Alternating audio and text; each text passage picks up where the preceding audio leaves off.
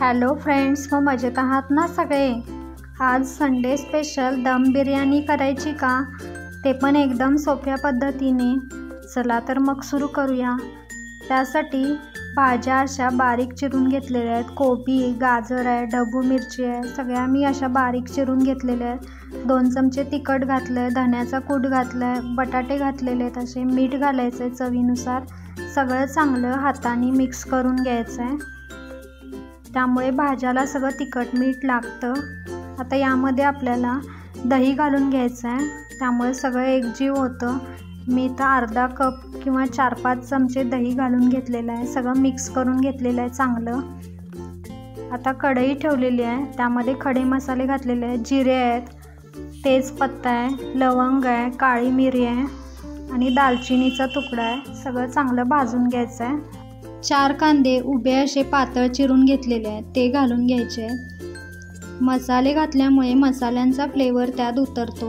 असे पातळ चिरून घेतल्यामुळे कांदे लवकर भाजले जातात। असे चॉकलेटी कलरवर भाजून झालेले आहेत। आता यात लसूण घालायचं आहे आणि थोडा कांदा बाजूला ठेवायचा आहे काढून, म्हणजे तो वर आपल्याला घालता येतो। हिरवी मिरची घालायची आहेत, असे तुकडे करून घेतलेले आहेत उभे, ते पण सगळं चांगलं भाजून घ्यायचं आहे। मस्त होते बरं का, आणि जास्त वेळ पण लागत नाही। दम बिर्याणी रेस्टॉरंटसारखीच होते, नक्की ट्राय करून बघा।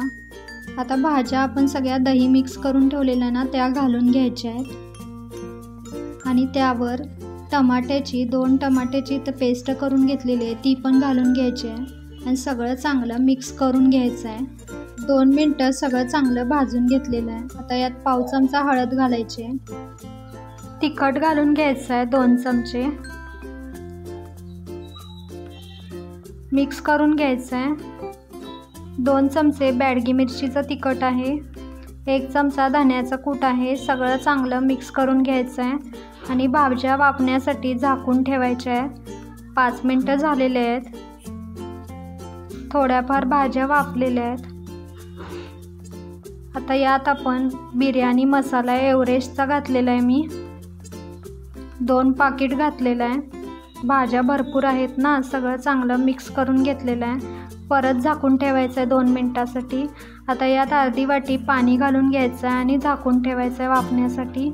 भात असा करून घेतलेला आपला मोकळा। आता भाज्या पण वाफलेल्या आहेत। पाणी घातल्यामुळं काय होतं, भाज्या चांगल्या वाफतात आणि भात पण वरून घातल्यावर कोरडा होत नाही। अर्धी वाटी अजून पाणी घातलेलं आहे, मीठ घातलेलं आहे भाज्यांपुरतं, भातात मीठ आहे ना।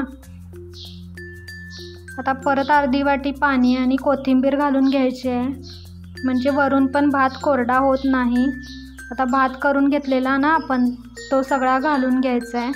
मी भाताचा व्हिडिओ भरपूर वेळा दाखवलेला आहे। कोथिंबीर घालायचं आहे आणि वरून जो आपण कांदा काढून ठेवलेला ना भाजलेला, तो पण घालून घ्यायचा आहे। पुदिना, कोथिंबीर सगळं घालून घ्यायचं आहे आणि झाकून ठेवायचं आहे। याला झाकून साईडनं पण पीठ लावून कवर केलेलं आहे दम देण्यासाठी। भाज्या पण अजून वाफतात आणि असं पीठ लावून ठेवलेलं दम देण्यासाठी। मस्त इथं आपला 15 ते 20 मिनिट लागलेले आहेत, भात पण शिजलेला आहे।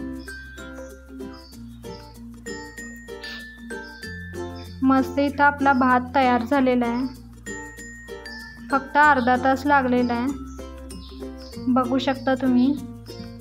आता याला धूर द्यायचा आहे, आपण रेस्टॉरंटसारखं करतोय ना, मग वाटीत असा कोळसा ठेवलेला आहे, त्यावर तूप घालायचं आहे 1 चमचा, धूर होतो ना। आता बंद करून ठेवायचं आहे 5 मिनटासाठी।